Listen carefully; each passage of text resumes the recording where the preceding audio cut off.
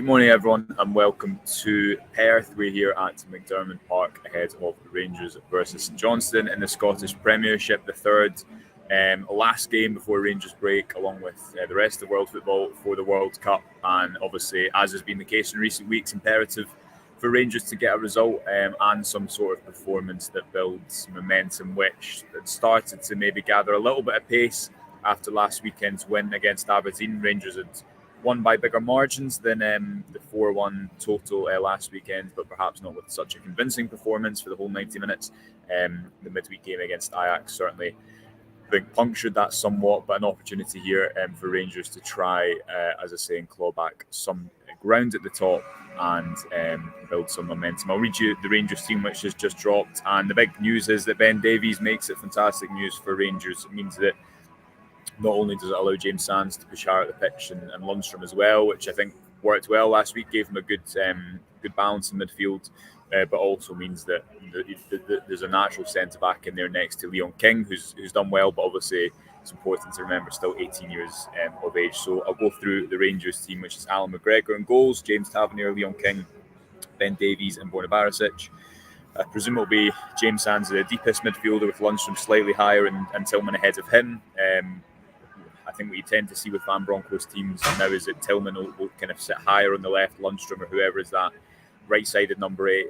Obviously, a lot of the season has been Ryan Jack will be given freedom to make runs beyond and try and contribute in an attacking sense, but also drop deep in next to the number 6 when necessary. And the front three is unchanged, I think, as it should be, based on recent weeks. There's been a lot of chopping and changing in Van Bronckhorst team selections recently, so good to see Fashion Sakala keep his place on the right, starting in successive league games. Antonio Colak, recently crowned Player of the Month for the SPFL, starts through the middle, and Ryan Kent on the left. The substitute bench: McLaughlin, Davies, Matondo, Kamara, Morelos, Wright, McCann, Arfield, Jonathan Yefeko, who is up from the B team, a defender. Obviously, Rangers slightly stretched with their squad today, as was the case in midweek in the Champions League.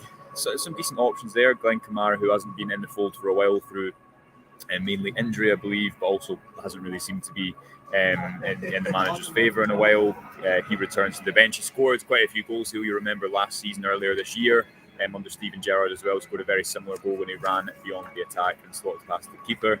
Rabbi Matondo yet to really kickstart his Rangers career, placed on the bench for him, and of course Alfredo Morelos and Scott Arfield as well. I'll take you through the hosts and Johnstone. They go with Parish in goals, Brown, Considine, Mitchell, McGowan, Montgomery, Hallberg, Witherspoon, Carey, May and Clark. St Johnstone will play, you'd imagine, kind of almost as that team is read, with Brown at right wing back and Montgomery at left wing back, in midfield 3 with maybe Witherspoon and Carey both slightly advanced at points, Stevie May and Nicky Clark up top. So in some form of a 5-3-2, which I guess will have the flexibility to change at points depending on what happens. Right, let's get through some of these comments. Luke says, where's Lowry? I'm not sure, Luke. Obviously, he was on the bench in midweek, but he is still 3 games back from injury. Maybe that comes into consideration this weekend. Anyone know if Yefeko is good? Craig says, I've not seen him play much for the B team, Craig. I imagine it's a mixture of necessity. But that comes into the fact that he's on the bench today.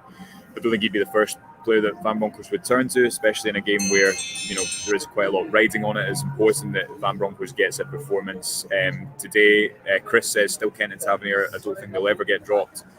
I don't know how much of an option there is to rotate the squad largely at this point. Obviously, the main thing for Rangers is that they need to get 9 points between now and the World Cup break. That's obviously a non-negotiable. You saw the reaction last week against Aberdeen when they were entertaining to watch, and they were on the front foot, and they were intense. That hasn't been the case for a lot of this season. Rangers haven't been that enjoyable to watch for a lot of this season, in particular away from home. So yeah, we'll see. We'll see if they can manage to replicate that away from home today.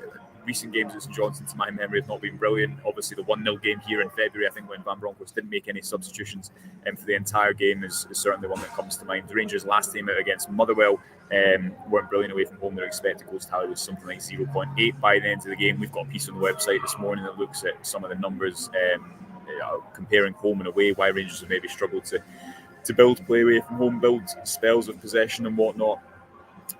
So we'll see if they can manage to be on the front foot today, play exciting football, and obviously get the point that is a non-negotiable. Kevin gets in touch to say, love to show 3-1 to Rangers today.